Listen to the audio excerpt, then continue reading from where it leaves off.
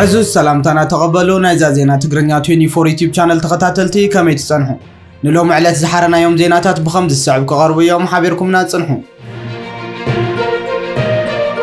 መንግስቲ ኢትዮጵያ ጌታቸው ረዳ ኣብ ዝቀረበሉ ናይ አልጀዚራ ቃለ መሕተት ጠቅመያ የተኸበረን ክብል ንጌታቸው ወቂሶሎ ኣብቲ ምድላው ብዛዕባ ጄኖሳይድ ዝተለዓለ ዝሐረቆም ከም ዝመስል ዝሕበር መግለጽ ብወገን መንግስታዊ ቤት ጽሕፈት ዝወፀ እንትኾን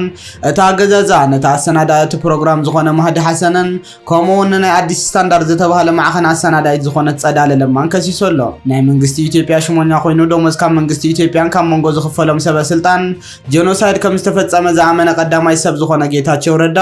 ኣብ አልጀዚራ ቴሌቪዥን ዝነበረው ጻንሒት ንመንግስቲ ታሃገራይ ሓጎሶን ናይ መንግስቲ ኢትዮጵያ ድሕነትን ቢሮን ሚኒስተር ጉዳያት ወፃን ዝመርሕዎ ኢንስቲትዩት ጉዳያት ወፃይ ኣብ ትሕቲ ዝብል ስም ዝንቀሳቐስ ሆርነር ሪቪው ዘውፅኦ መግለጺ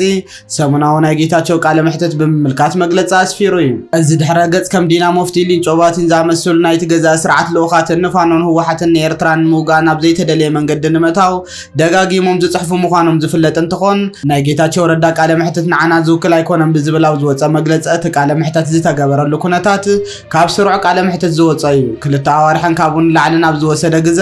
ተዓዘብትን ተሳተፍትን ተመሪጹ ዝተቀነባበረ እዩ ብምባልውን ኣናይሶሞ እቲ ኣገዛዛ ካብ ጌታቸው ረዳ ብተወሳኺ ብስራት ለማ ዝተባሃለ ተሳታፊ ከም ዝውክልዎ ተገይሩ ዝተዳለወ ይኹን እምበር መንግስቲ ኢትዮጵያ ግን ዘይተወከለሉ መርገፂን ጥቕሙ ዘኽበረሉ ቃለ መሕተት ነይሩ ብምባል ብወገን ሆርን ሪቪው ተገሊጹ ኣሎ ኣብቲ መደብ ዝተፈጸመ ጸረ ሰብኣዊ ተግባራት ብምዝርዛር ዝተዛረበ ናይ አዲስ ስታንዳርድ ዝተባሃለ ማዕኸን አሰናዳይት ጸዳለ ለማ ናይ መንግስቲ ኢትዮጵያ ነቐፊታ ናይ ሞራል ፖለቲካን ቅልውላውን ዝፈጠሩ ሕቶታት ዘልዓለት ብምባል ዝገለጸ ኮይኑ እቲ ቀንዲ አሰናዳ ማህዲ ሓሰን ድማ ግልጽነት ንምፍጣር ክበሃል ቃለ መሕተት ዘይገበር ኣብ ተቃርኖታት ዘተኮረ ትርጉም ዘይብሉ ስራሕ ዝሰርሖ ኢልዎ ኣሎ እቲ ገዛ ሰልፊ ናይ ሃገር ውሽጢ ሚድያታትን ጋዜጠኛታትን ንማሰርትን ስደትን ሞትን ኣብፅሑ ናይ አልጀዚራ ጋዜጠኛውን ሓዊሱ ብምናስ በዚ መግለጺ ኣይተወከልኩናትን ሓሳብ ኣይተንጸባረቐን ይብል ኣሎ ጌታቸው ካብቲ ኩናት እንድሓር ዘርእዮ ናይ ኣመላኻኽታ ለውጢ ብምውቃስ ከየተኮረ ካብ ሞራል አንጻርና ላዕለ ዝሙግት እዩ ዝብል እዚ ናይ መንግስቲ ኢትዮጵያ እንግሊዝ ክፋል ዝጽሓፈሉ ድሕረ ገጽ ካብ ሓቂ ዝረሓቑ ዝተመረጹ ትረኻታት ዘስምዕ እዩ ብምባል ኣናይስዎ ኣሎ ቃለ መሕተት ብዛዕባ ጽምዶ ዘይተላዓሉ ብዛዕባ ግብፂ ብዛዕባ ምዕራባውያን ዘይሸራውነት ብዛዕባ ህወሓትን ዝተባሃለ ነገር ዘይብሉ ኤርትራ ኣብ ትግራይ ውሽጢ ክካየድ እትደልዮ ኩናት ዘይተዘረበሉ እዩ እናበለ ዝቕጽል ናይ መንግስቲ ኢትዮጵያ መግለጺ ናይ አልጀዚራ ምድላው ትረኻ ከመይ ከም ተቆጻጸሩ ከም ዝኽኣል ኣርዩና ክብል እውን እዩ ገሊጹ ናይ ጄኖሳይድ ገበን ብምልካት ብተደጋጋሚ ኣብ ቃለ መሕተቱ ዝተለዓለ መርትዖ ስለ ዘሎ ዘይኮነስ ናይ ጌታቸው ናይ ሞራል ልዕልና ብምሳን ነቲ ትረኻን ምቁፅጻር ነይሩ ብምባል እውን እቲ መግለጺ ሕርቃኑ ዝገለጸ እንትኾን ናይ ምዕራባውያን ትኹረት ንምስሓብ ተባሂሉ ዝተገበረ መርትዖን መረጋገጽን ኣብ ዘይብሉ ገበናት ዝተመስረተ ቃለ መሕተት እዩ ብምባል እውን ኣናይስዎ እዩ ብሓፈሻ ተበሊጽናን ተጋሊጽናን ዝብል ትሕዝቶ ዘለዎ እዚ መግለጺ እቲ ገዛእ ሰልፊ ካልኦት ማዕኸናት ዜናን ስለምንታይ ኣብ ዓለም ዙርያ ይኹን ኣብ ሃገር ውሽጢ ቃለ መሕተት ከም ዘይህቡ ግን ዝበሎ ነገር የለን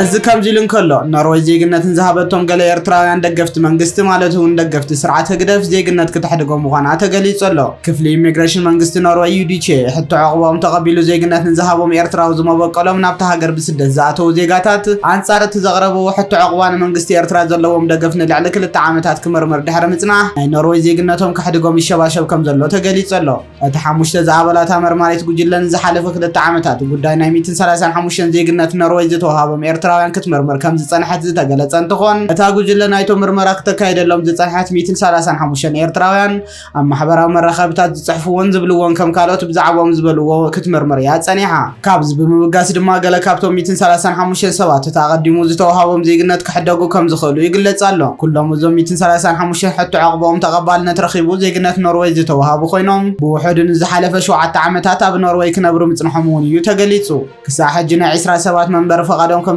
ሓደጉን ጉዳይ ተወሰኽቲ 130 ሰባት ከኣይ ምርመር ከም ዘሎ እቲ ዝረኸብናዮ ሓበሬታ የርድእ ክብል ጸብጻብ ቢቢሲ ዝገለጸ እንትኾን ክንደይ ዝኾኑ ሰባት እዮም ዜግነቶም ክሕደጉ ንዝኽእሉ ንዝብል ግን ብንጹር ኣይተቐመጠን ዘሎ ብመሰረት ሕጊ ኖርዌይ ግን ሕቶ ዕቑባ ዘቕረበ ሰብ ሕቶኡ ተቐባልነት ረኺቡ ዜግነት ዝተዋሃቦ እቲ ንኽቕበልዎ ምኽንያት ዝኾነ ጌጋ ምንባሩ እንተተረጋጊጹ መንበሪ ፈቓዱን ዜግነቱን ክሕደግ ይኽእል እዩ መንግስቲ ኖርዌይ መንበሪ ፈቓድ ኤርትራውያን ክሕድግ እዚ ናይ መጀመርታ ኮይኑ እቲ ምኽንያት ከኣቶም ሕጂ መንበር ፈቃዶም ዝተሓደጉ ኤርትራውያን ናብ ኖርዌይ ካኣትው ከለዉ ካብ መንግስቲ ኤርትራ ግፍዕ ማእሰርቲ ግህሰትን ገደብ ኣልቦ ሃገራዊ ኣገልግሎትን ከም ዝበፅሖም ዋላ እኳ እንተሓበሩ ድሒሮም ግን ነቲ መንግስቲ ዘለዎም ደገፍ ከርእዩ ስለ ዝጀመሩ ምዃኑ እዩ ተገሊጹ። ካብዚ ብምብጋስ እውን እቲ ካብ መንግስቲ ኤርትራ ግዱድ ሃገራዊ ኣገልግሎት ማእሰርትን ግህሰት ሰብኣዊ መሰላትን በፂሕና ዝብል ጥርዓኖም ቀኑዕ ሓበሬታ ኣይኮነን ኢሉ ከም ዝኣምን እዩ ክፍሊ ኢሚግሬሽን ኖርዌይ ይሕብር። ብዘይካ እዚ መንግስቲ ኖርዌይ ነዚ ነገር ዓቲቡ ክምርምሮ ዝተደረኸ ቅድሚ 2 ዓመት ኣብ በርገን ኣብ መንጎ ደገፍቲ መንግስትን ተቃዋምትን ብዝነበረ ዕግርግርን ባእስን ዝተለዓለ ምክንያት እዩ። ሓደ ካብቶም ናይ ኖርዌይ ዜግነቶም ዝተሓደጉ ኣብ 2013 ኣብ ኖርዌይ ሕቶ ዕቁባ ዘቕረበ ዜግነት ተዋሂብዎ ኣብ ኖርዌይ ኣቦ ወንበር መንእሰያት ህዝባዊ ግንባር ዲሞክራስን ፍትሕን ኮይኑ ክሰርሕ ዝፀንሐ ኤርትራዊ ምዃኑ እውን ተገሊጹ ኣሎ። እቲ ዜግነት ኖርዌይ ዝተዋሃቦም ክንሶም ንመንግስቲ ኤርትራ ከም ዝድግፉ ዝገለጹ ሰባት ኣመልኪቱ ዝግበር ዝነበረ ምርመራ ደው ኢሉ እኳ ዋላ እንተነበረ ኣብ 2024 ዳግማይ ከም ዝጀመረ እውን እዩ ተገሊጹ። እቶም ናይ ኖርዌይ ዜግነቶም ዝተሓደጉ ኤርትራውያን ካብቲ ሃገር ክወፁ ካብ መንግስቲ ኖርዌይ ሓበሬታ ተዋሂቦም ከም ዘለውን ክፍለጥ ዝተኻኣለ እንትኾን ናይቶም ይግባይ ዝሓተቱ ከዓ ጉዳዮም ድሕሪ 1 ዓመት ክረአ ምዃኑ ክፍሊ ኢሚግሬሽን ኖርዌይ ኣፍሊጡ ኣሎ። እዚ ከምዚ ኢሉ እንከሎ ኣዛዚ ኣጋር ሰራዊት ፈረንሳ ጀነራል ፒየር ሺል ኣብ ኣዲስ ኣበባ ጻንሒት ምግባሩ ዝፍለጥ እንትኾን ኢትዮጵያ ምስ ምውናን ኣፍ ደገ ባሕሪ ብዝተተሓሓዘ ንዝህሉ ዘተ ፈረንሳ ደገፍ ዘለዋ ምዃኑ እውን ኣፍሊጡ ኣሎ። መንግስቲ ኢትዮጵያ ብወገኑ ምስ ጉዳይ ኣፍ ደገ ባሕሪ ብዝተተሓሓዘ መስ ኤርትራ ናብ ዘተ ንምእታው ድልው ምዃኑ ምግላጹ ዝዝከር እንትኾን በዚ ድማ ካብ ሕቡራት መንግስታት ክሳብ ሕብረት ኣፍሪካን ሓያላት ሃገራትን ነዚ ናይ ኣተዓርቑና ዝብል ሓሳብ ዘቕረበ ምዃኑ ቅድሚ ሕጂ ብቐዳማይ ሚኒስተር ኣብይ ኣሕመድ ክግለጽ ተሰሚዑ ነይሩ እዩ። ኤርትራ ድማ እቶም ዝካየዱ ዘተታት ግዛኣት ሕሊፍካ ምሃብ ከም ዘየምልክትን እቶም ዘተታትን ብኣህጉራዊ መትከላትን ሉዓላውነትን ኣዋጅን ንግዳዊ ርክብ ማእኸል ብዝገበረ መልክዑ ክካየድ ከም ዝኽእሉ ቅድሚ ሕጂ ብሚኒስትሪ ዜና ኣቢላ ምግላጻ ዝዝከር እዩ። ኣብዚ ሰሙን ኣብ ኣዲስ ኣበባ ጻንሒት ዝገበረ ኣዛዚ ኣጋር ሰራዊት ፈረንሳ ጀነራል ፒየር ሺል ምስ ሓለቓ ስታፍ ሓይልታት ምክልኻል ኢትዮጵያ ፊልድ ማርሻል ብርሃኑ ጁላ ድሕሪ ምዝታዩ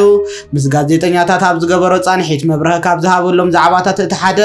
ምስ ናይ ኢትዮጵያ ምውናን ኣፍ ደገ ባሕሪ ዝተተሓሓዘ ኮይኑ ፈረንሳ ብሓድሽ መልክዑ እናተወደበ ኣብ ዘሎ ሓይሊ ባሕሪ ኢትዮጵያ ዝተወሰኑ ናይ ምትሕብባር ስራሕቲ ክትሰርሕ ምጽናሓ ክግለጽ ጸኒሑ እዩ። ጀነራል ፒየር ሺል በዚ ናይ ኣዲስ ኣበባ ምብጽሑ ምስ ጋዜጠኛታት ኣብ ዝነበሮ ጻንሒት ኢትዮጵያ ብሰላማዊ መንገዲ ኣፍ ደገ ባሕሪ ንምርካብ ዘለዋ ድሌት ብኸመይ ትሪኦ ዝብል ሕቶ ቀሪቡሉ ከም ዝነበረ ዝተፈለጠ እንትኾን እቲ ጀነራል ነዚ ሕቶ ኣብ ዝሃቦ ምላሽ ድማ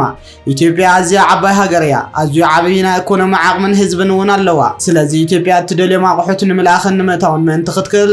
ኢትዮጵያ ኣካል ኣህጉራዊ ናይ ንግዲ መስመራት ክትከውን ኣለዋ ዝበለ እንትኾን ወሲኹ እውን እዚ ንክሰልጥ ድማ ፈረንሳ ነቲ ናይ ሰላም ዘተ ትድግፎ እያ ብምባል ንሕቡራት መንግስታት ሓዊሱ ንብዙሓት ትካላት እውን በቲ ሓሳብ ትድግፋላ ክብል ምላሹ ከም ዝሃበ እዩ ተገሊጹ። ምስ ኢትዮጵያ ንዝካየድ ዘሎ ወተሃደራዊ ምትሕብባር ቀንዲ ዕላምኡ እንታይ እዩ ብምባል ዝተለዓለ ተወሳኺ ሕቶ እውን መብርህ ዝሃበ እቲ ጀነራል ኣነ መራሒ ሰራዊት ፈረንሳ እየ፣ ኣዝዩ ዓብይን ሓያልን ምስ ዝኾነ ሰራዊት ኢትዮጵያ ዘለና ምትሕብባር ንምምሕያሽ ኣብ ኣዲስ ኣበባ ክርከብ ብምኽኣለይ ኣዝየ ኮሪዐ እየ። ስለዚ ምትሕብባርና ብቐንዱ ኣብ ደገፍ ወተሃደራዊ ኣቑሑትን ስራሕቲ ዞባዊ ሰላም ምሕላውን ተግባራት ምውጋድ ፈንጅን ስልጠናን ሓይሊ ሰብን ካልኦትን እዩ ክብል እውን እዩ ተዛሪቡ። እዚ ከምዚ ኢሉ እንከሎ ፕሬዚደንት ኢሳያስ ኣፈወርቂ ፖርት ሱዳን ኣትዩ ኣሎ። ብመሰረት ዕድመ ክቡር ፕሬዚደንት ሉዓላዊ ቤት ምክሪ ሱዳን ጀነራል ዓብድልፈታሕ አልቡርሃን ፕሬዚደንት ኢሳያስ ኣፈወርቂ ከተማ ፖርት ሱዳን ምእታው ዝተገለጸ እንትኾን ብፍላይ ኣብ እዋን እዚ ነቲ ዞባዊ ሃዋህው ብዙሓት ተኸታተልትን ብድሆታትን ኣብ ዝገጥምዎ ዘለዎ እዋን ኤርትራ ምስ ሱዳን ዘለዋ ክልተኣዊ ዝምድናታትን ብዝተፈላለየ ደረጃታትን ዝያዳ ንምስጓም ብሓንሳ ንምስራሕ ምዃኑ እውን እዩ ተገሊጹ። ብኻልእ ወገን ድማ ካብ ሱዳን ከይወፃና ሱዳን ነፋሪት ኢምራት ከም ዘዕነዋ ትገሊጻ ኣላ። ሓይሊ ኣየር ሱዳን ኣብ ኤልፋሻር ኣብ ዝርከብ ንዳዕሚ ሰሪዕን ዝእዘዝን መዕርፎ ነፈርቲ